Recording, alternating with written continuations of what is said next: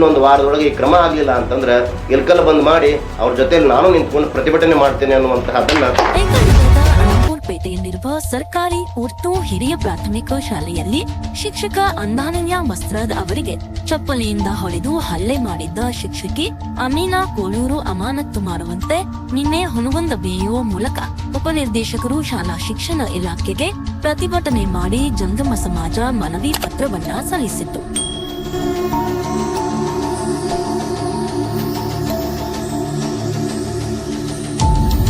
ಸಕಾರಾತ್ಮಕವಾಗಿ ಸ್ಪಂದಿಸಿದ ಶಿಕ್ಷಣ ಇಲಾಖೆ ಈ ಶಿಕ್ಷಕನಿಗೆ ಚಪ್ಪಲಿಯಿಂದ ಹೊಡೆದ ಪ್ರಕರಣ ಸೇರಿದಂತೆ ಈ ಹಿಂದೆ ಹಲವು ಆರೋಪಗಳಿಗೆ ತನಿಖೆಯನ್ನ ಎದುರಿಸಿದ್ದ ಅಮೀನಾ ಕೋಳೂರು ಅವರನ್ನು ಕರ್ನಾಟಕ ನಾಗರಿಕ ಸೇವಾ ನಡತೆ ನಿಯಮಗಳು 2021ರ ನಿಯಮಗಳ ಉಲ್ಲಂಘನೆ ಮಾಡಿರುವುದು ಕಂಡುಬಂದ ಕಾರಣ ಅಮೀನಾ ಕೋಳೂರು ಅವರಿಗೆ ಅಮಾನತು ಆದೇಶವನ್ನ ಹೊರಡಿಸಲಾಗಿದೆ.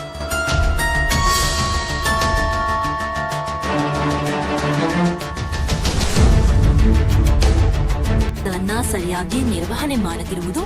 ಇಲಾಖೆ ಅನುಮತಿ ಪಡೆಯದೆಯೇ ಕಲಿಕೆ ರಜೆ ಅನುಭವಿಸಿರುವ ಆರೋಪಕ್ಕೆ ಗುರುವಾಗಿರುವುದು, ಅಕ್ಷರ ದಾಸೋಹ ಯೋಜನೆಗೆ ಸಂಬಂಧಿಸಿ ಕೆಲವು ಹಣ ಬಳಕೆ ರಶೀದಿಗಳನ್ನ ಹಾಜರುಪಡಿಸದೇ ಇರುವುದು, ಶಾಲಾ ಹಣಕಾಸು ಆಡಳಿತವನ್ನ ದುರುಪಯೋಗ ಮಾಡಿರುವುದು, ಬಿಸಿಯೂಟದ ದಾಸ್ತಾನು, ಶಾಲಾ ಅನುದಾನದ ದುರ್ಬಳಕೆ, ದಾಸ್ತಾನು ಮಾರಿದ ಬಗ್ಗೆ ಮಾಧ್ಯಮದಲ್ಲಿ ವರದಿ ಪ್ರಕಟವಾದ ಆರೋಪ, 8ನೇ ತರಗತಿಗೆ ಯಾವುದೇ ವಿದ್ಯಾರ್ಥಿಗಳು ದಾಖಲೆ ಆಗದ ಹಾಗೆ ನೋಡಿಕೊಳ್ಳುವುದು, ಇದರಿಂದ ಶಾಲೆಯ 8ನೇ ತರಗತಿಗೆ ಶೂನ್ಯ ದಾಖಲಾತಿ ಆಗಲಿಕ್ಕೆ ಕಾರಣವಾಗಿ ಶಾಲೆಯ ಸರ್ವಾಂಗೀಣ ಅಭಿವೃದ್ಧಿಗೆ ತೊಂದರೆ ಮಾಡಿರುವಂತಹ ಆರೋಪ,